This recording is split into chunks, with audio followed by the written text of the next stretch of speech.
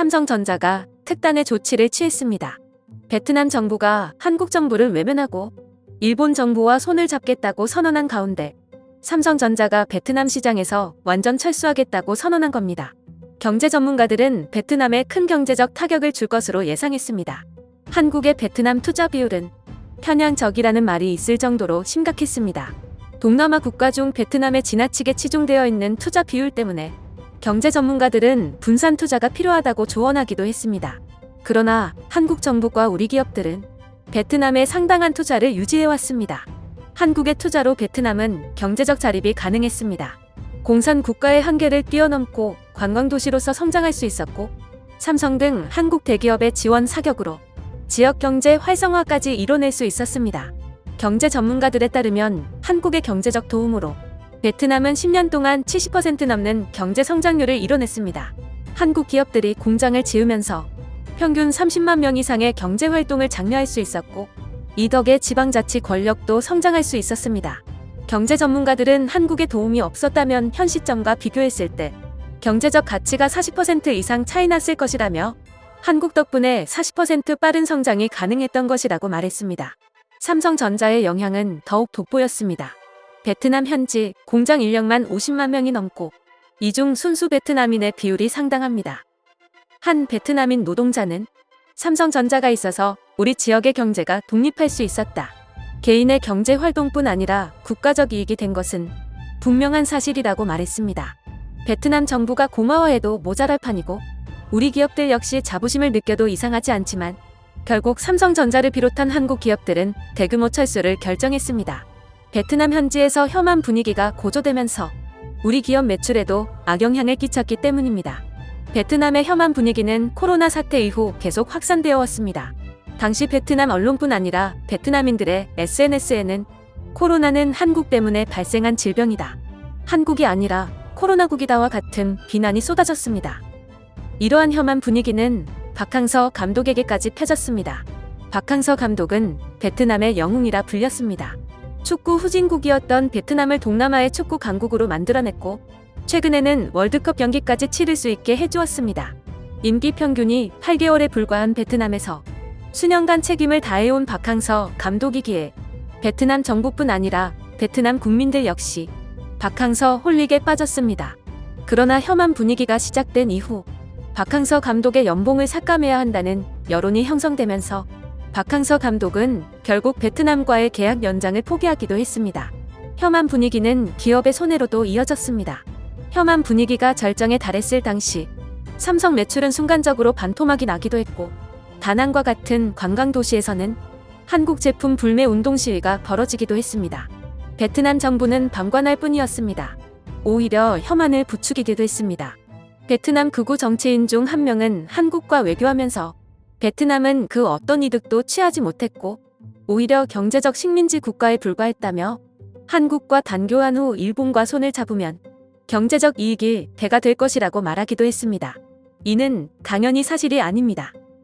베트남 경제 전문가는 한국과 외교하면서 베트남의 경제 자립도가 크게 성장했다. 이는 IMF가 인정한 부분으로 숫자로 치면 한국과 수교할 때 대비 70% 이상 경제적 이익을 가져갔다. 베트남 정치인들은 숫자를 볼 줄 모르는 건가? 라며 일침하기도 했습니다. 한 경제 전문가는 삼성이 베트남에서 완전 철수할 경우의 시나리오를 소개하기도 했습니다. 이 경우 삼성 공장이 있는 지역은 유령 도시가 될 것이고 50만에 가까운 인원이 한 번에 실직자가 되는 것이라 정치적으로도 매우 큰 손해라고 말했습니다. 또 50만 실직자가 한 번에 생겨난다는 것에 주목해야 한다. 지역 경제뿐 아니라 아예 국가적 경제 순환 파이에서 50만이 사라지는 것이기 때문에 국가적 경제 손실도 클 수밖에 없다. 베트남 정부도 갑작스러운 상황이라 대책을 세우기 어렵다고 전했습니다. 베트남에서 다양한 시나리오가 나오고 있는 가운데 삼성전자는 최종적으로 베트남 직원 약 49만 7천 명을 일괄 해고하는 것으로 통보했습니다. 삼성전자는 더 이상 베트남에 투자할 가치가 없기 때문에 불가피한 판단이라고 전했습니다. 삼성전자도 일시적인 피해가 있을 수밖에 없습니다. 베트남 현지에서 생산하는 스마트폰 물량이 전 세계 판매량 중 60% 이상의 비중을 차지하기 때문입니다. 그러나 여기서 중요한 것은 베트남의 국가적 피해는 영구적인 것이고 삼성전자의 피해는 일시적이라는 것입니다. 이미 삼성전자의 철수가 확정된 가운데 베트남은 그 어떠한 대책도 내놓지 못하고 있습니다. 베트남에 투자를 하겠다는 기업이 있어야 대체 기업을 확정짓는 것인데 오히려 해외 기업들도 베트남 리스크라고 칭하며 베트남 투자 자체를 꺼려했습니다. 일본의 한 투자 전문가는 베트남에 투자할 경우 80% 이상의 비율로 리스크가 발생한다고 일본 재계는 보고 있다며 한국이 혐한 분위기로 피해를 본 사례처럼 베트남 시장은 안정적이지 않은 시장이다. 분위기에 휩쓸리고 국민들 스스로가 독자적인 판단을 못하기 때문에 나타나는 현상이라고 지적했습니다. 삼성전자의 손해는 일시적일 예정입니다. 베트남에서 철수한다는 이야기가 나오기 전부터 동남아 주변국들의 러브콜이 끊이지 않았기 때문입니다. 태국 등 동남아 국가에 공장을 이전한다는 이야기도 나오고 있으며 아예 동남아가 아닌 미국이나 유럽 쪽으로 생산 거점을 옮기는 것도 검토 중입니다. 최근 이재용 부회장은 베트남을 제외한 전 세계 각국을 돌아다니며 새로운 공장 부지를 물색한 것으로 알려졌습니다. 베트남을 방문하지 않은 것을 두고 이재용 부회장 라인에서도 이미 베트남은 투자 대상에서 제외된 것이 확정된 것이라 보면 된다는 전문가들의 의견이 줄을 이었습니다. 이미 철수가 확정된 가운데 베트남 정세도 파국으로 치닫기 시작했습니다. 일괄해고 통보를 받은 직원들은 베트남 총리의 책임론을 키워내고 있습니다. 이로 인해 각 지방마다 실직자들이 시위를 진행했고 이미 베트남 국회 쪽으로 행진 루트도 정해진 것으로 전해졌습니다. 베트남 현지 언론들은 베트남 정부 수립 역사상 최초로 총리 탄핵이 시작됐다며 민주주의 국가인 한국에서 탄핵 성공 사례가 있었는데 공산국가가 민주주의 국가의 성공 사례를 따라가는 아이러니한 상황이라고 보도했습니다.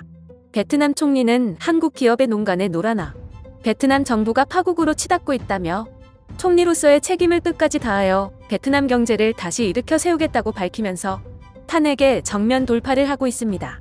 그러나 베트남 국민들은 이미 삼성전자 철수 자체만으로도 분노가 절정에 달한 상황입니다. 베트남은 현재 그 어떠한 선택을 하더라도 파장을 못 면할 것으로 보입니다. 정치 전문가들은 총리가 탄핵될 경우 당장 베트남을 이끌 리더의 부재가 현실이 되는 것이라 오히려 경제 상황에는 좋지 않은 영향을 끼칠 것이라며 총리 탄핵이 아니라 외교적 계획 수립이 먼저인데 뭔가 잘못됐다고 말했습니다. 또 다른 전문가들은 총리가 탄핵이 안 될 경우에도 문제가 될 수 있다. 현 베트남 총리의 경제적 외교적 성과가 그리 좋지 못한 상황이라 어떠한 선택을 하든 베트남은 손해를 볼 수밖에 없는 상황이라고 지적했습니다. 결국 혐한 여론에 휩쓸려 한국을 외면하더니 오히려 자신들의 발등을 찍힌 꼴이 되었다는 것입니다.